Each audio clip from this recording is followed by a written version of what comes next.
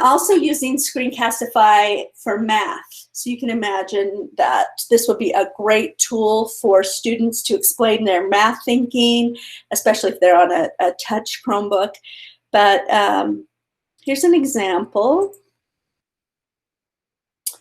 of one that we did.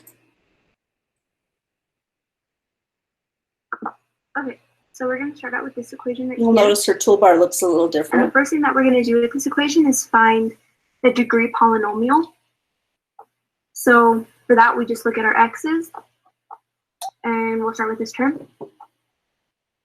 We can see that there's already one x in this term. However, this squared indicates that there are going to be 2. So we're just going to plot another one. In this one, there's no squared, and in this one, there's no squared. That indicates that these. So you can see that kind of a fun idea, right, around student using the drawing tools. And one thing, and there's some more examples there for you to see how the students are explaining their math. You can see their thinking. You can give them, in that example, let's pull this one up. So the teacher gave them the assignment. Okay, so here I have my work for my polynomial. A Google My Doc, you first can x see they're in a was Google Doc. 3, 0. And My then they're second just x-intercept screencasting was and using the 2, tools on 0. top of My that. third x-intercept was 1, 0. And my fourth x-intercept was 12, 0. The point on the graph that my line had to go through was negative 324. You could use this with, and we'll talk about some other ways too. Here's another way to kind of organize this. We did this with a math class. They created their own tutorial to study for their own study guide, each class.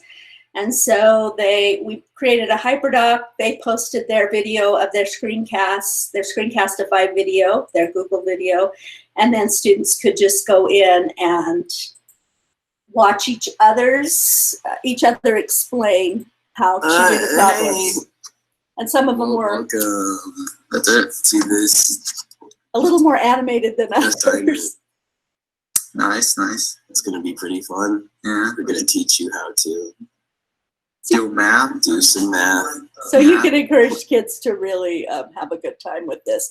But that's a nice example of how to organize that even in a remote classroom, right? The kids could come up with their own HyperDoc and throw their screencasts and yours as well, right, into that.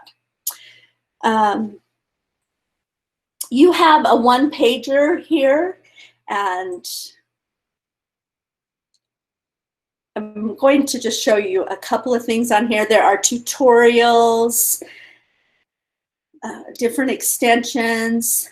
One thing that I like is the student e-course. You could even assign this to your kids.